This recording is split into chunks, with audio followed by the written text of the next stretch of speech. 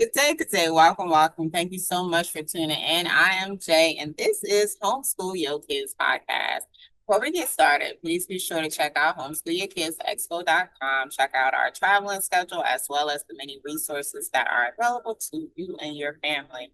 And special shout out to a couple of our sponsors that our mission to ensure that you do not do this journey alone because homeschooling was never meant to be done alone. Please remember that. So Classical Conversations, the nationwide curriculum provider, they also have community support. Big thank you to them. And also Base Camp is a great new app that is mission to ensure that you have community around. So check them out also. Today we have with us Jen. Jen, introduce yourself. I'm Jen Garrison Stuber. I'm the Advocacy Chair for the Washington Homeschool Organization. I'm not sure what else you'd like to know about me. It all. How do we get here, Jen? Because you are a Washington chair, so that means that you are a homeschool parent yourself. So how did we get on this journey? How did I get on this journey? So I used to live in Raleigh, North Carolina. And when my daughter was about 7 in second grade, a whole bunch of things kind of came to a head at her school. And in a fit of pique, I decided we could do at least as good a job, if not better, than what was happening at the school. And so I just pulled her out with zero plan at all on what exactly we were going to do. And I think a lot of us come to homeschooling in that sort of way. We eventually moved to Washington when she was about 9. Actually ended up going to a neuropsychologist and found out that she had ADHD, dyslexia, and a clinically significant difference between the hemispheres of her brain. And what I'm talking about is 40 IQ points difference, which explained everything that had been going on at the school. So I said, thank you very much. Now we understand what it is that we're working with. And then we just ended up working to mitigate her weaknesses and play to her strengths. And I think we really only planned, like, okay, well, we'll homeschool this year and then maybe we'll go back to school. And I kept going back and looking at schools like every spring for about 6 years. And then all of a sudden, I guess I was like, well, we're in it. And, we kind of thought at the time about middle school or so that she would end up launching late. Maybe we'd homeschool until she was 19 or 20 or even 21. And then all of a sudden at 16, she's like, I want to go do Running Start. Running Start's a tuition funding program in the state of Washington for 11th and 12th graders to go to college at any of the community colleges and 4 of our universities. And I was like, really? We've been doing hippie homeschooling. We don't do grades. Like we don't do classes properly. And I was a college English professor for the 12 years before we started homeschooling. And I'm like, this is your permanent record, baby. I'm like, so are we thinking like one class? She's like, oh no, here's my list. And I was like, okay, because I really truly believe that you take an education. Like it's not given to you. It is something that you take. Learning happens inside the learner. And I think the great hubris of being a teacher is thinking like, I'm the one who helped this person get there. And not that there isn't a good place for expertise, but I don't think it's the be all end all. And I think, again, the learning happens within the student. So she went off to the college and I'm like, okay, if it doesn't work out and we mess this up, then we'll just dial it back. President's honor roll for the next 6 quarters, graduated homeschooling as an 18-year-old college junior, went off to university, went to graduate school, got married, has a job, isn't homeless and friendless and jobless like, we all worry about when we start homeschooling. None of that came true. Yes. Oh my gosh. Talk about a success story. And you said a hippie, like, because people call me a hippie all the time, so that was funny. But like we have been doing this. But she had a plan and you adjusted to her Yeah. plan. I love that. However, because she did that to me, instead of having 5 more years of homeschooling, I was suddenly retired. Nice. So So she was your only one. she's my only one, yeah. Oh, And okay. I think the thing I didn't understand when I only had one, because I'm the first of 4, is that you do everything first and last at the same time. So when she graduated, my co-coordinator for the graduation and we walked into the building at exactly the same place in our lives, right? We both had our oldest graduating, and an hour later, we were at completely different points. I'm an empty nester, and she's got six more down to the age of Oh, 3. wow. What? Oh, Yeah. wow. So Oh yeah, my I was goodness. like, and now we're just done. So I was like, what can I do with the expertise that I've built along the way, answering people's questions? And so that's how I ended up advocacy chair. Okay, cool, cool. See, that's a fun journey. Fun, fun. All right, so you saw the need for your daughter, which was definitely a great need for her to have a different education path as Yeah, far as just, traditional school, because she wouldn't have been serviced right there. yeah. And you decided to bet on yourself. How did that look? How did your days look? Because you said it was like hippie, like y'all were classless, gradeless. Like, what was your day like?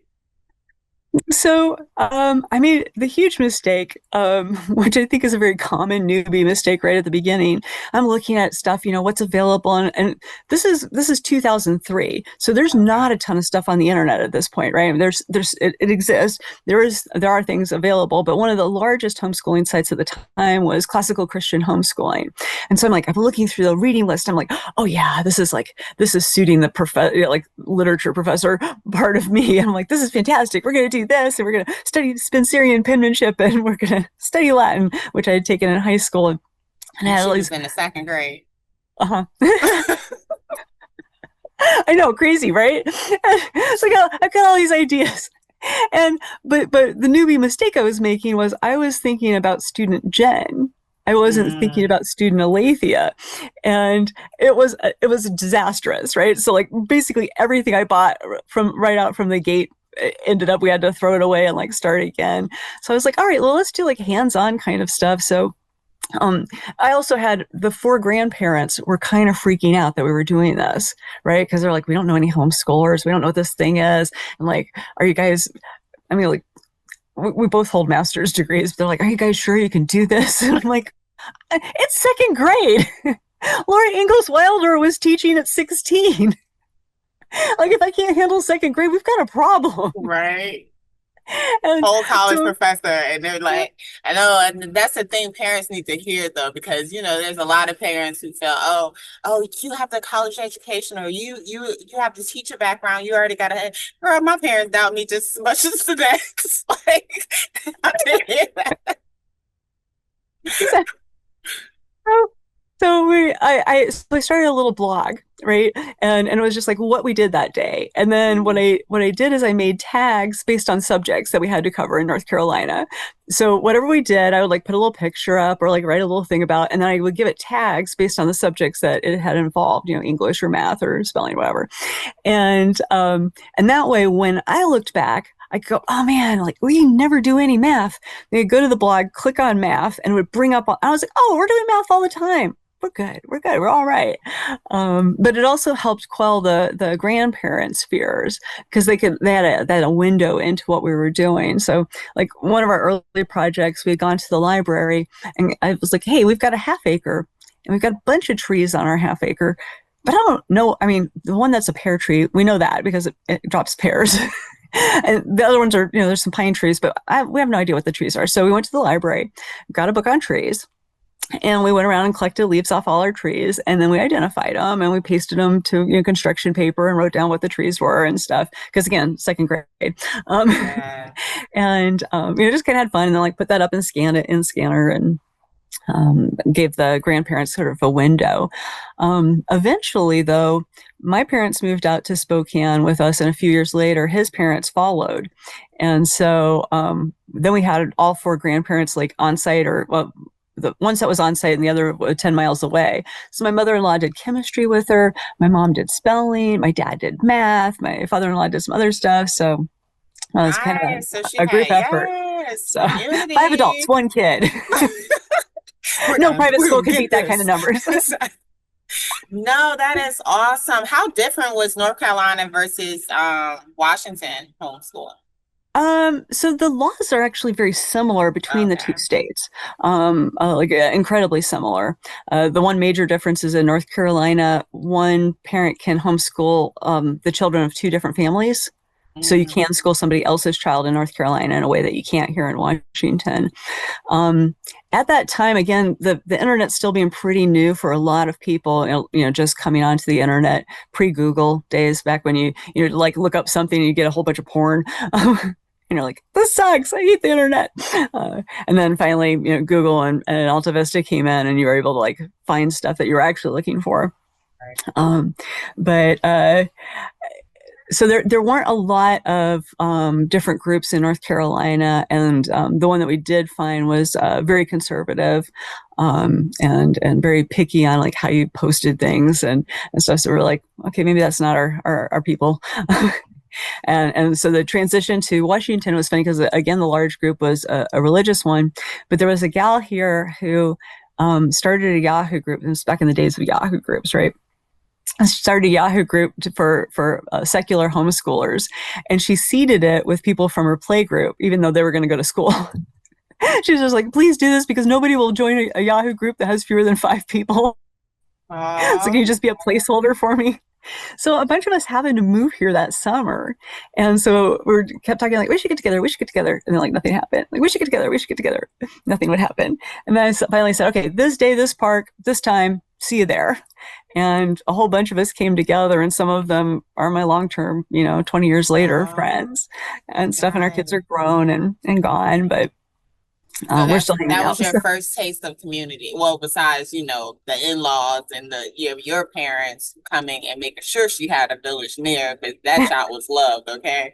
So, but that was your first taste of outside community, the Yahoo group. But you yeah. go on to join other co-ops, or how else did you build community? So we didn't actually do any co-ops. Okay. They existed. She wasn't that interested, but I did one-off classes along the way. So when she was in high school, I had a huge list of things that I wanted her to read.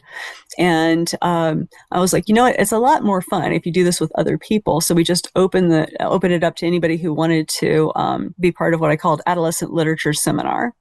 So we Uh, did a lot of the classics, right? Like Grapes of Wrath, Great Gatsby, All Quiet on the Western Front, that sort of thing. We did some Shakespeare. Um, I think we did about four semesters worth. So basically 8 books a semester, and then 16-week semester. We did 4 of those. And the group ranged from 10 to 18, but the core was in that 14 to 16-year-old range. And it was so funny because these kids would come in and they're like, Jen, this is the worst book ever. And I'm like, you said that last week. And they're like, no, this one's even worse. Like you have like dreadful taste. I'm like, okay, but like, why are you here? And they're like, well, we weren't gonna miss the discussion of the uh, book. yeah, so I can And tell so you how bad it is. but Yeah. it was funny, like every time. And so the first couple of classes, I had these huge lists, right? We just basically went, from the beginning of the book to the end, but talking about, okay, here's the characters and what are we seeing set up and what's this, the setting and the plot. And if you were this character, what would you have done in this situation? And kind of questions like that.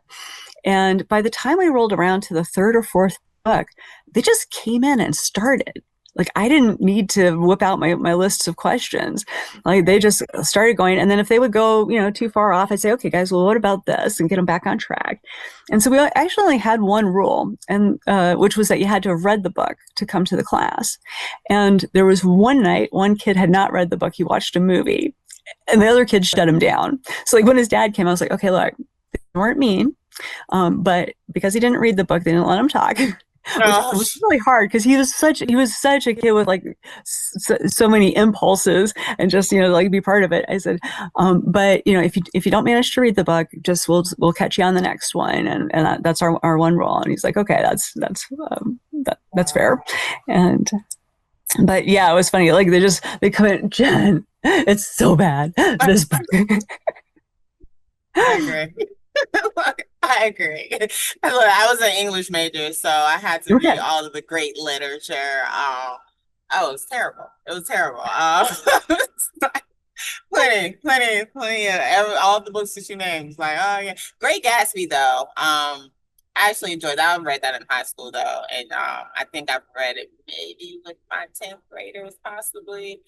But I like the Great Gatsby, and then they, got to watch the movie and stuff and do compare and contrast. But yeah, no, the American literature novel selections are hard to get through. They are hard to get through. I know they are classics and all that good stuff, but they, as a teenager or a young adult, is like, what in the world? I should revisit them now, though, since I'm seasoned Right. now. You look at it from a I completely know, different perspective. Yeah. totally different. And then reading it on your own and not being told to read it is totally different feeling too. So, like, I should do that. But that's awesome. So you created like a book club basically for your Yeah, daughter. basically, I was like, do you guys want a writing assignment? Like, I'll give you one, and nobody wanted one. I was like, and that's also fine with me. Um, what kind of happened though that was interesting is rolled around to my daughter getting her first job. She actually was headhunted into the job she's currently working, and it's with a narrative team. And so, of course, they like said, what are your favorite books? What have you read? What are you currently reading? And she says, I really think I got the job based on those answers, Because of what as she's much as any read. of the other answers. And she happened to have a favorite novel that was the same as her boss's favorite novel. And he was like, "Oh, you know this person." You know this author, and she's like, "Oh yeah, it's one of my mom's favorites." And so Really? Who is yeah, it? Well, who is it? Christopher Moore. Okay, I don't know. What does Um, he he write?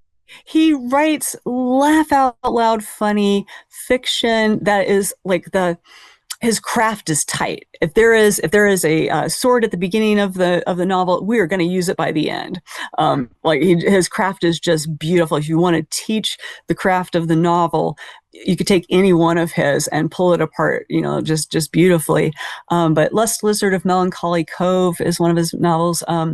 My favorite, and this is the one that I think helped her get the job, is called Lamb, the Gospel According to Christ's Childhood Friend Biff. That's a long title. Okay. It is. Lamb is really the main title, though. But it starts out.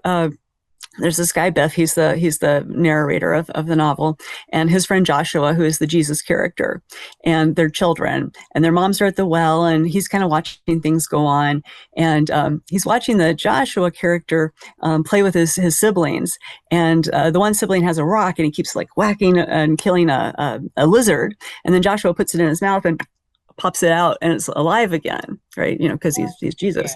Yeah. And and so they play this game kind of over and over. And Biff's over there going, unclean, unclean, because I wanted my mom to know I knew the law. And everybody's like, all the moms are like, shut up, Biff.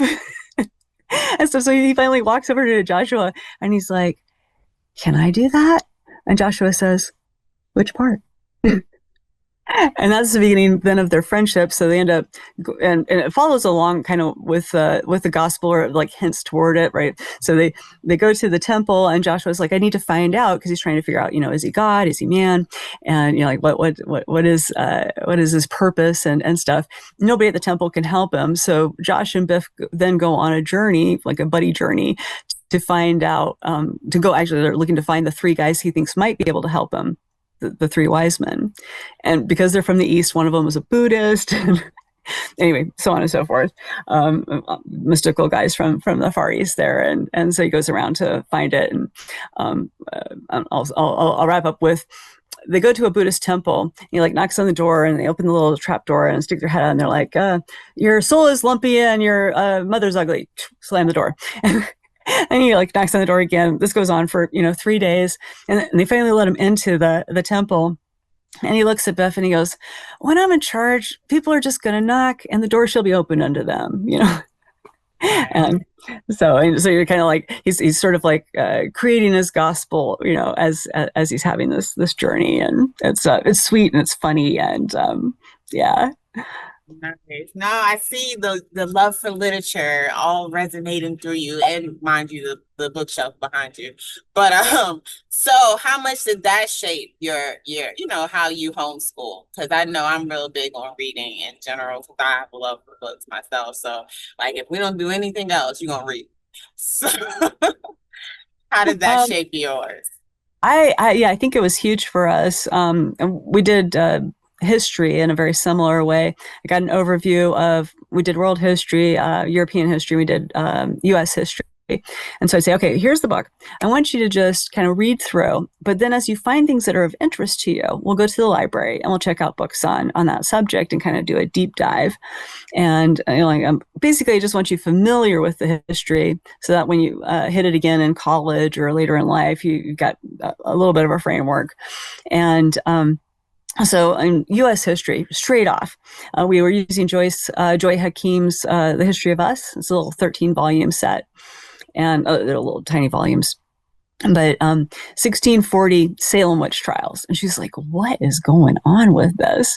And so I said, okay, let's go down to the library. And so she was about 11 at the time. So we got like little kid books that were, lower level than her reading, stuff that was kind of right on par with that, 6th, 7th grade. We also picked up The Crucible by Miller. And then the last book we got, and I didn't expect her to read either of these two, was I think somebody's PhD dissertation that they'd actually published about it. It was extraordinarily dense. I read it, but it was a slog even for me to get through. So she just takes all these books to her room and she's reading, and like a week or so passes and she comes out and she's got Arthur Miller in her hand. And she's like, Arthur Miller has taken great poetic license with it. And he's like, and I was like, whoa, hold on. So you read The Crucible? She said, yeah. And I'm like, whoa, hold on. And now you're critiquing The Crucible. Can you give me just a few minutes? Over to Wikipedia. Quick recap. I'm like, it's been years since I read The Crucible. Quick recap. Okay. Right. All right, I'm ready for this conversation. So she had taken, because one of the things about the Salem witch trials is we actually have the original journals of one of the judges who sat on the trial, and he wrote about it extensively. So there's all of this primary source material that exists. It's one of the best documented things, pre-modern history for the U.S. And so she had, taken these little kid books and her age books and had built the framework, realizing that, there are these different families and, the different people involved in the land grab that was going on and kind of all these different pieces. So she was able to just read The Crucible and not only, understand it and resonate with it, but to be able to critique it, because he'd taken one of the characters who was 11, he made her 16, and then he sexualized the relationship between her and another one of the characters. And she's like, that's not how it went down. I'm like, I agree.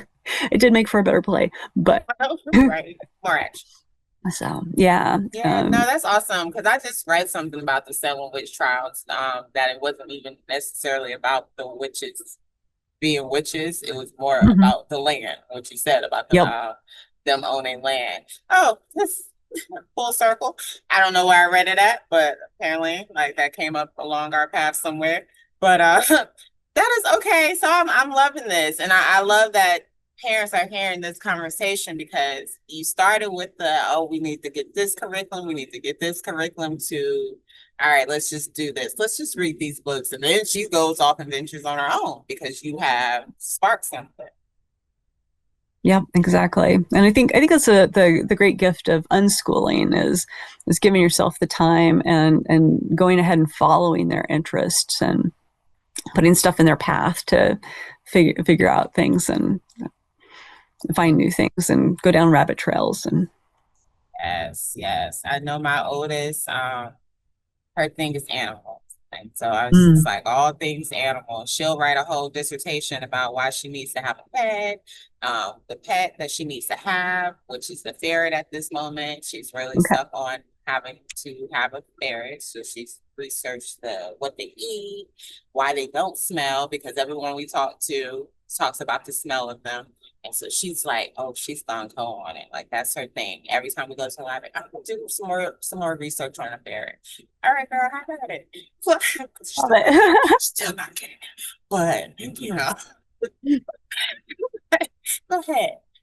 In the close quarters, a ferret that does smell could be an issue. Oh yeah, no, we're definitely not doing it in here. But I was just explaining to her about renting and how you have to pay a pet fee and like you have to do, like things of that nature. But yeah, no.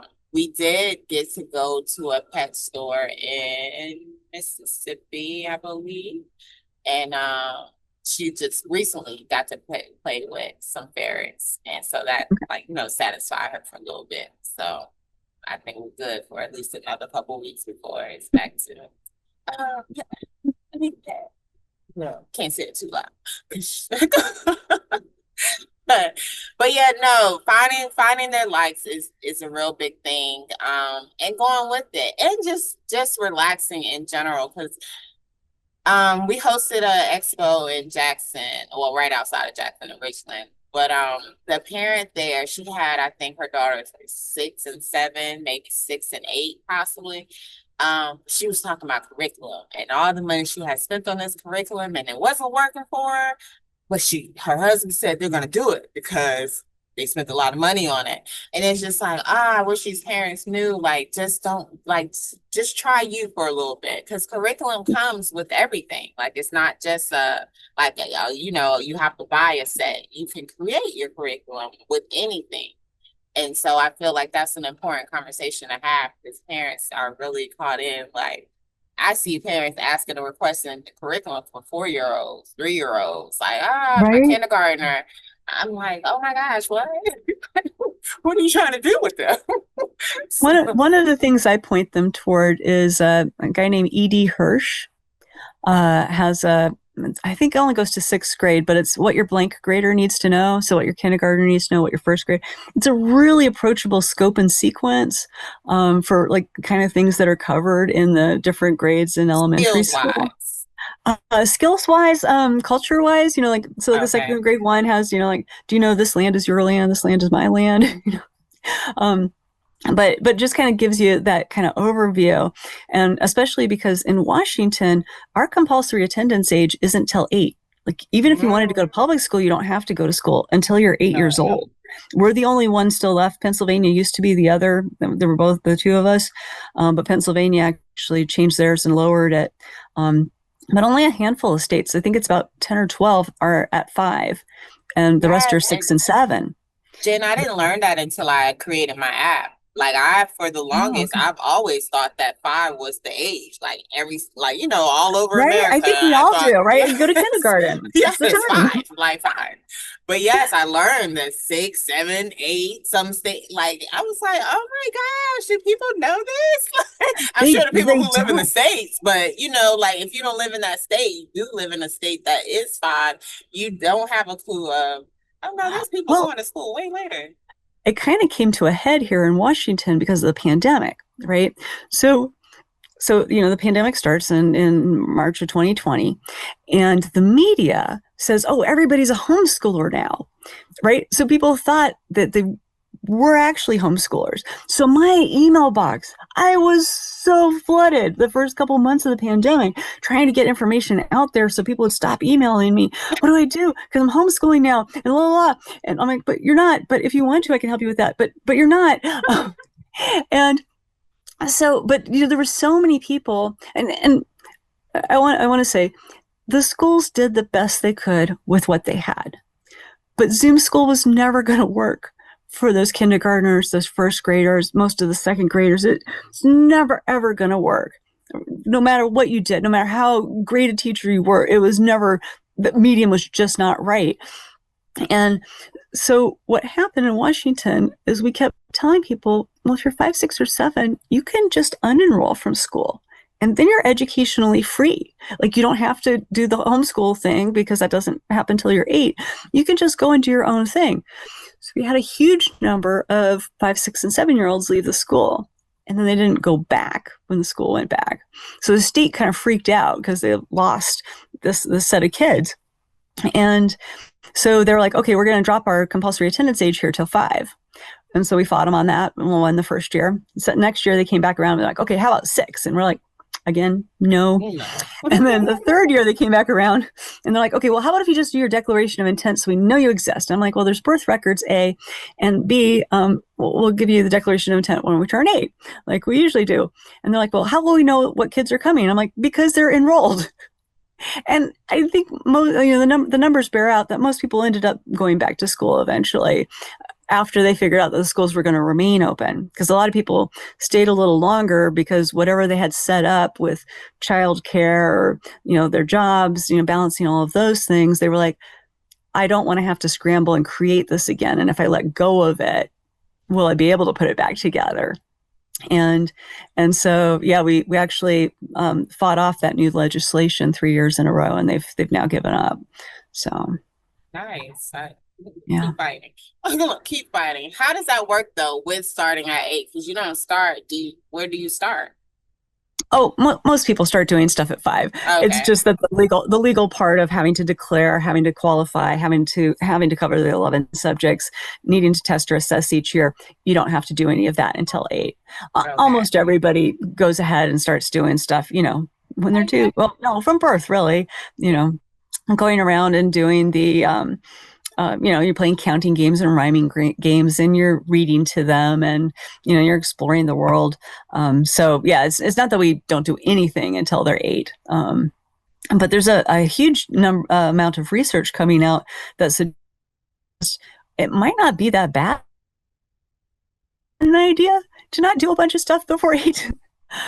Just in that the research is coming back saying that unstructured play is the important work of early childhood ed. And the more of that you can give them, the better off they'll be, because they've had that time to tinker around in the world and to build forts and to explore the forest and do all of those sorts of things, to, do things mentally that are, keeping them from being bored, right? Instead of having everything, here's what we're going to do, here's what we're going to do. And that's why you're not, excuse me, that's why you're not bored, but actually working out that boredom yourself and with other kids. That imaginative play, that just imagination in general is just something that, like, it fades out of us in traditional settings because of like the structure of, okay, no, this is actually this and this is this. And so you don't have that which like daydreaming time, that time to actually just imagine things as they aren't. Not necessarily as they are, but just, just that creative time of just being and pretending and thinking. And like my 11-year-old, they're both, their imagination is like beyond this world, because that's all they do all day is talk about just everything. But she's trying to create a palisman, which is a flying broom, and just all the stuff that she just has, and she controls the lightning and thunder as well as the rain.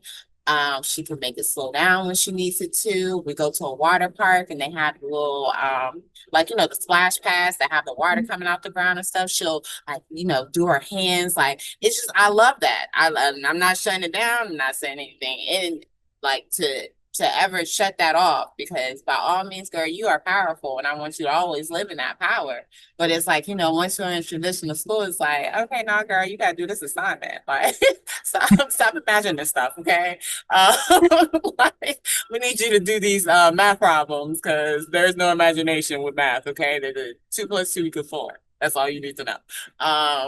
So I think imaginative play, or just like you said, the unstructured play, is very, very important in a child's development and just their growth. Like, I like that they don't require anything until 8. I think, like you said, that I feel like that's a great age. Like, it really is.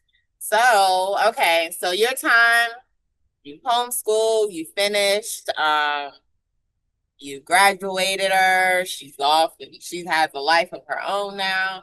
And so now with your time, you said, okay, let me join this association because I've done all this and I've built all this, expertise. And now I want to do something with it. And so you joined the Washington. So I actually did that while we were still homeschooling. I came on board, in 2009. But yeah, I've stayed because I was like, well, so I answer all of the email that comes from parents into the organization. I answer that. I ran the numbers not too long ago and had done over 17,000 emails in a period of 5 years. Yeah. And I run our Facebook page, so a lot of that I'll often use the emails. I call it email of the day, and here's a redacted copy of whatever was written to me, and here's the answer, because the questions come kind of in a sequence through the year. So like right now, it's all testing related, right? Because people are finishing up their year, or have just finished up. It'll actually calm down next month. I'll have almost no emails, and then it'll start back up as we go into, okay, how do I homeschool and how do I withdraw from the school if I had been there? And that'll be the first kind of set of emails, and we'll roll around into December, and we'll have that again, where people have decided, okay, we've done this semester and we don't want to go back to school for the next semester. And so how do I get that done?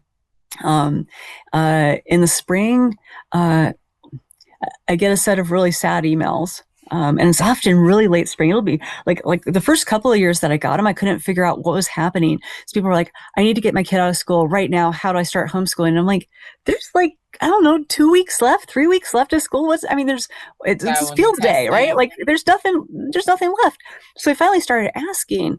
And what I was seeing was people whose bullying situations had become so dire that they were self-harming or had suicidal ideation and stuff. And so it's kind of weird, because I sometimes now, even without them telling me, I'm like, I'm really sorry for what's happening, that you're coming to me with this, but I want you to know that you're not alone, because I've got these emails. It's just that none of these people are talking to, they're not finding each other. They just feel like they're very, very alone and trying to save their kids' lives. And then I say, look, what you're doing is incredibly empowering for your kid, because they know if they choose to go back, that you've got their back and they can get back out of that bad situation if they need to. And so it's been nice that I figured it out. And then I found a study. So the study, it was the original study was psychiatric events in school-age children that required at least one night stay in a psychiatric facility. And it went like this: June, July, August, September, October, November, December, January, February, March, April, May, June, July, August. And they repeated the study with a larger cohort and went, yep, that's exactly what's happening. And so that we get a spate of them in that December going into January time period. But there's a whole bunch that happen in the late spring, where it's just become entirely too much. And yeah, but I'm like, hey, come on in. Right. Homeschooling is awesome. And, and especially if you're willing to do this, if they wanted to go back, they know that they have a place to, that they can come back to, even if they choose to go back to school. And I think it's so empowering not to be stuck, right? Because so many of us who grew up and went to public school, our parents, homeschooling only kind of existed when I was a kid. It didn't start to get codified until I was in late high school. So it's not something like my parents ever thought of or would have thought of. And I would say that conversation was never had while I was in school, ever. Like I've never came across anyone that was homeschooling or had like any conversation of homeschooling. I do not remember that during my grade school time. Yeah. So it's been interesting. I think the great gift of the pandemic is that it eradicated people's fear of being home with their kids all the time. Right? Like that's always the thing. They're like, well, what if, like, I don't know if I could do it and stuff. And then I think at least for this little chunk of time, for this chunk of people, it's going to, the effect will wear back off when we get to, people who are just now having kids. They're going to have that fear. But I think the great gift of the pandemic was people going, okay, you know what? We could do this, even if it's just for a season and not for forever. And I think it's made people a lot more confident to make the jump. Indeed. I know my little sister messages me all the time. Like, do you with them all the time?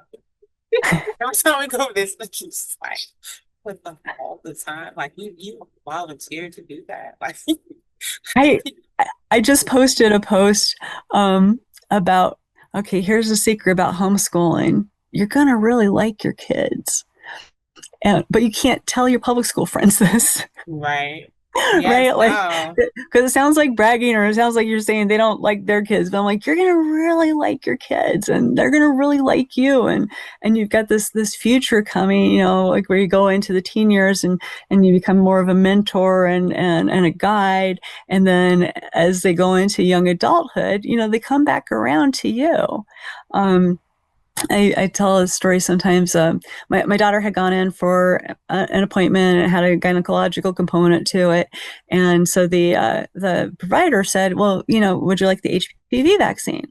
And she said, "I think I want to talk to my parents first." And she said, "Oh, you have medical privacy here, like you don't have to talk to your folks," and which is true. That is the law here Yeah. in Washington.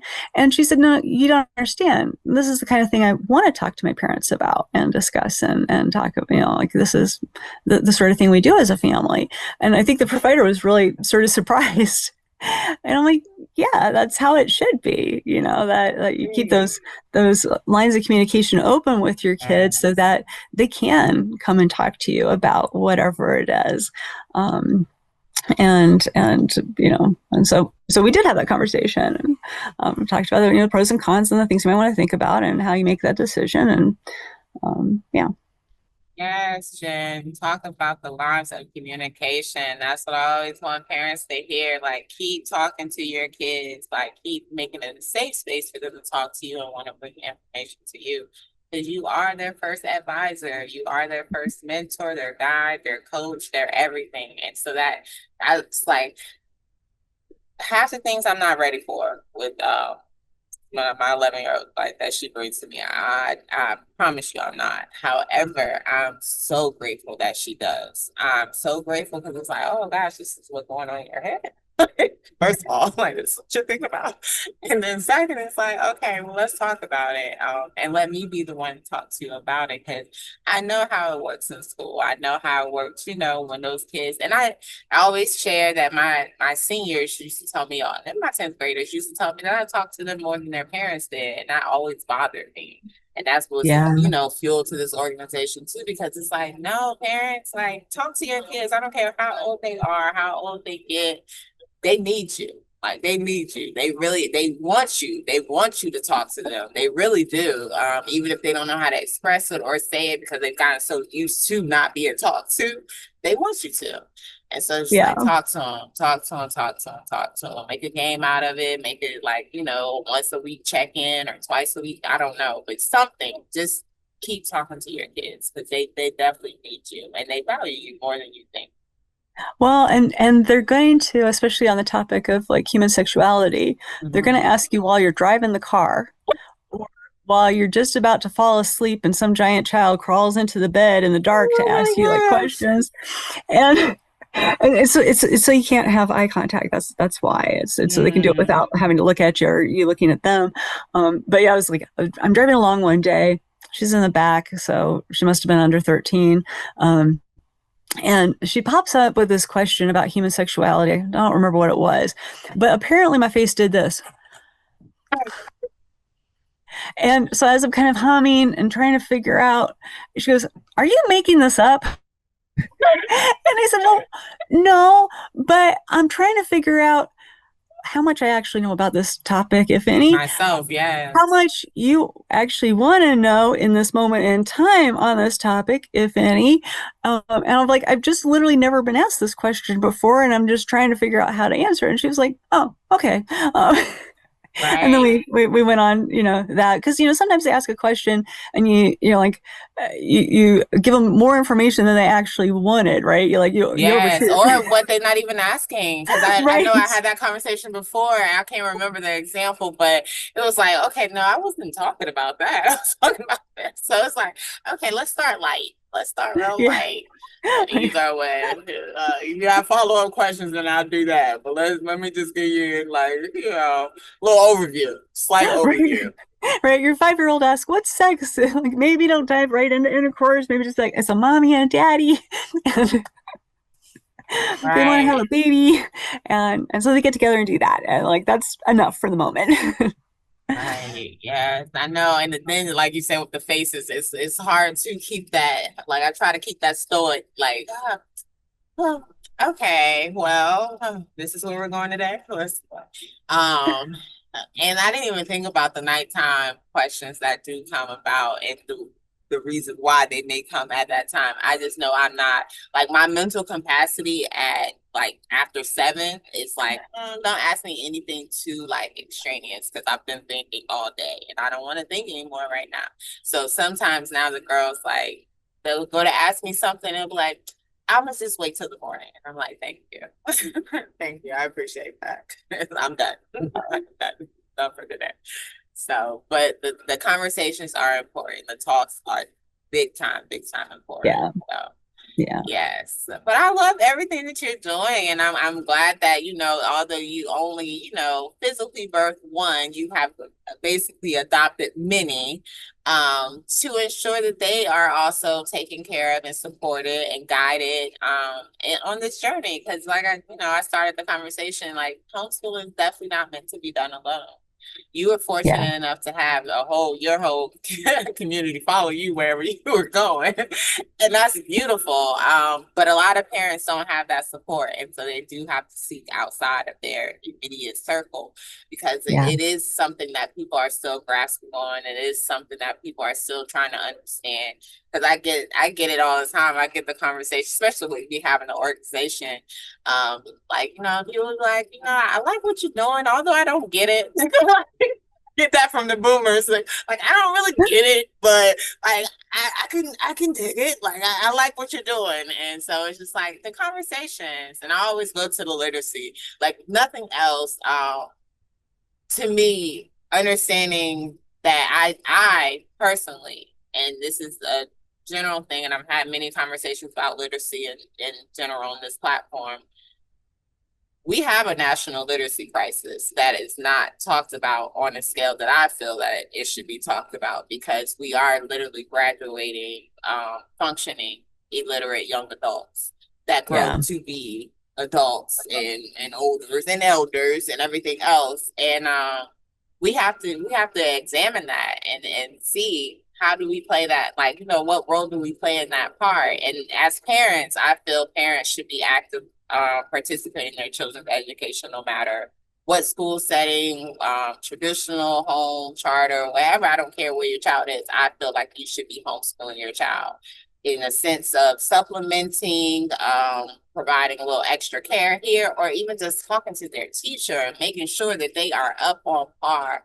Because when I tell you my time in the traditional classroom setting was like, wait a minute, people know this is going on.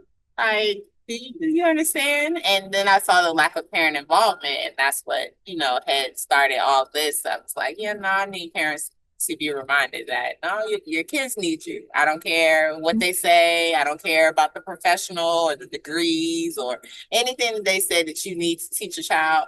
No, it starts at home first, and I need you to be involved. So I love yeah. having Well, these. and we switched how we do it in school. Like my one grandmother, she graduated from the eighth grade when she was 18.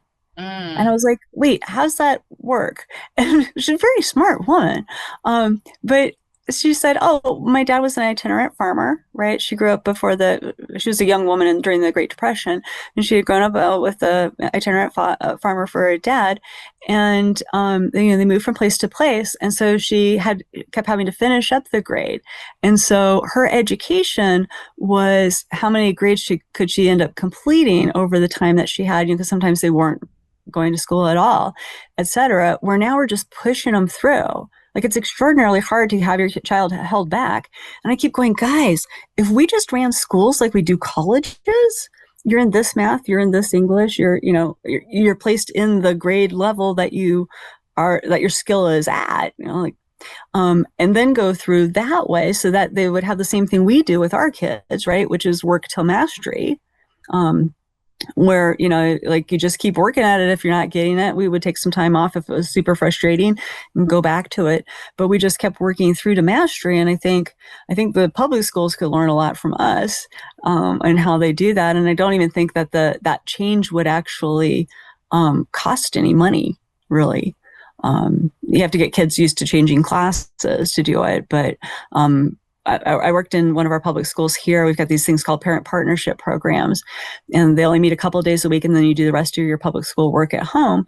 But we had kindergartners changing classes, kindergartners and first graders changing classes on the hour, and they get it wrong a couple times, at the beginning of the year. So I had like one little gal came in, looked at my class wide-eyed, and was like, and I was like, okay, honey, what class do you have right after lunch? And she's like, it's this class. I said, okay, go to that class. And when you come back here, I might still be here, but then your class will come here.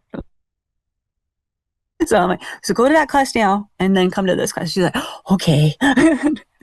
Went off to her class, and um it takes like a week or two, and then they've got it down just like everybody else.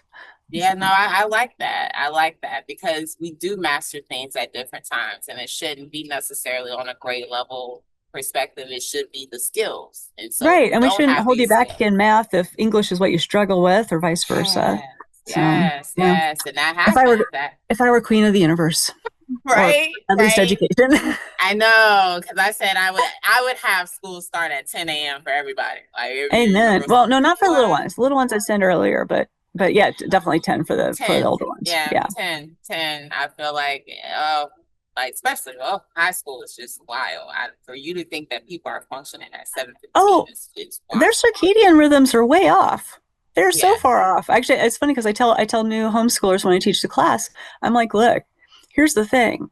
When they go to school, you just put some food in the talking hole and you send those mean people away. I'm like, when you homeschool, those people are still in your house. You still have to deal with them. And just for self-preservation alone, let them sleep in and do Please, school later. please. Your life will be better. What? So much better. So much better. That's what my 8-year-old said. Yeah, no, I don't want to go to school. She said it just starts too early. Like that's her main thing. No, that starts too early. Like I don't know about that. Right. Yeah. Yes. Okay, so Jen, I have two more questions before I let you Okay. go. One, with all that you do and pour out into these families and ensure that all 17,000 of these emails are answered over the course of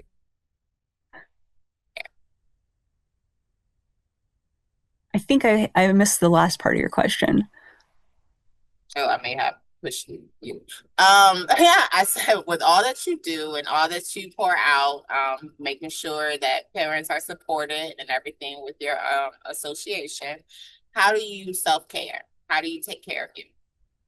Oh, I live on 120 acres of forest land. What? I do. I Not to be a complete homeschool cliche, I'm also off grid, and my Oh house is a God. log cabin. All I need is 8 more kids to like round out my whole picture. No, right? I know you only have the one. That's crazy. Okay. So yeah, I'm up here with my dogs and my husband. Actually, I have an extra millennial in the house right now as well. Okay. It's been sort of a tradition for my family that we bring home extra people.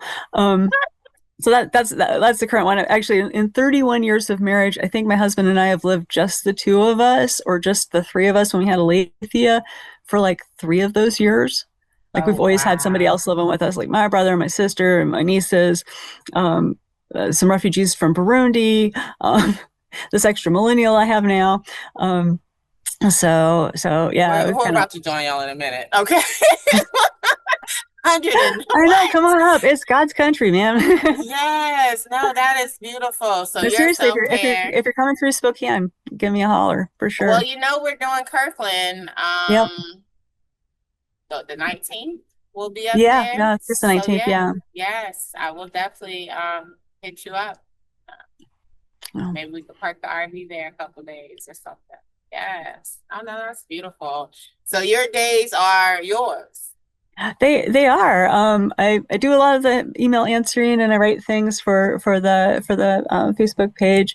And then I'm also a weaver, so I create fabric and other cloth type things. So Hey. Okay, sweet. All right. So Jen said, yeah, girl, I got the self-care down pat. Don't worry. I got this. Three things that you would like to leave families with. If they didn't hear anything else in this conversation, three things you want to leave them. oh, my TLDR, huh? I think, okay, number one, homeschooling's dirty little secret. We are all terrified that it's not going to work. Anybody who tells you anything different is one of two things: a bold-faced liar, that's most of us, or second generation. Second generation always turns around and says, "Oh no, Jen, we're scared too because we didn't go to school, so we don't know what we're missing. That like you went to high school, so you know what you're not doing with your kid, but we don't know like what our parents maybe missed out that now we're missing out, etc." Most of us just bold-faced liars. I was out here telling people, yes, you can do it, you can homeschool, while I was still looking every spring at like what school we might go back to. That's homeschooling's dirty little secret. Um, we're all scared they're going to end up friendless, homeless, jobless, all those things. And somewhere deep in the back recesses of your mind, you have something that you've hooked onto that you'll know like you made it, right? Like the homeschooling thing worked. And for me, and I've already told you the story that my kid went to 2 years of community college full-time, president's honor roll. And that was not it. That was not the thing in the back of my mind, like, oh, good, it worked. I mean, it should have been, right? It should have, 100% should have been. No, it was when she got the admission to the university. And I went, oh, it worked. It's ridiculous. I know it's completely ridiculous, but it is the thing that I kind of hooked on my mind. Like, okay, this is what homeschool success is, and it's different for everybody. And I think happiness and contentment in your life is a fine hook to have, right? You've got a kid who's ended up happy and healthy, doing things they like. They're content with their life. They're having, a great time. Like that. It doesn't have to be a academic thing. It just that was mine.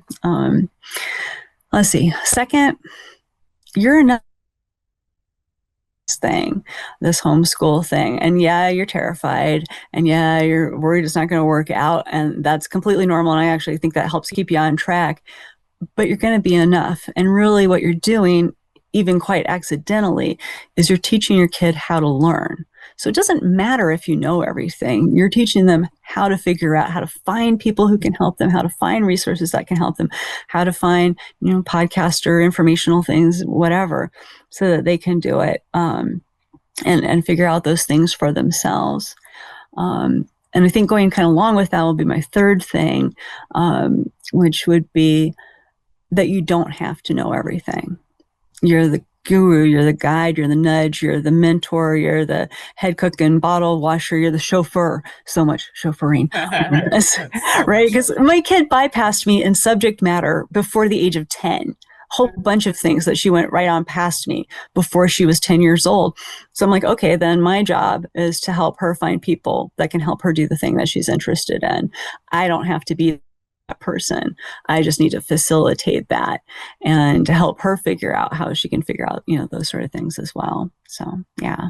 Those are great, Jen. Thank you so much. Thank you for Yeah, all that you do continuously. Although you got your success story. It's like, but I want you to reach it too. So let me help you. No, thank you. exactly. Thank you. Thank you. Thank you. I appreciate you. And families, you've heard it. You got it. I promise you got it. I tell you this all the time. You got it. You got it. You got it. You wouldn't be listening for no other reason besides you got it. So keep going, keep believing, keep trusting.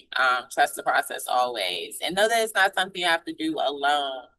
Reach out for your support, reach out for the resources. Just don't sit and struggle alone, okay? Because there are plenty of community-driven individuals that want to ensure that you are supported. So, homeschool your kids. Thanks, Jay.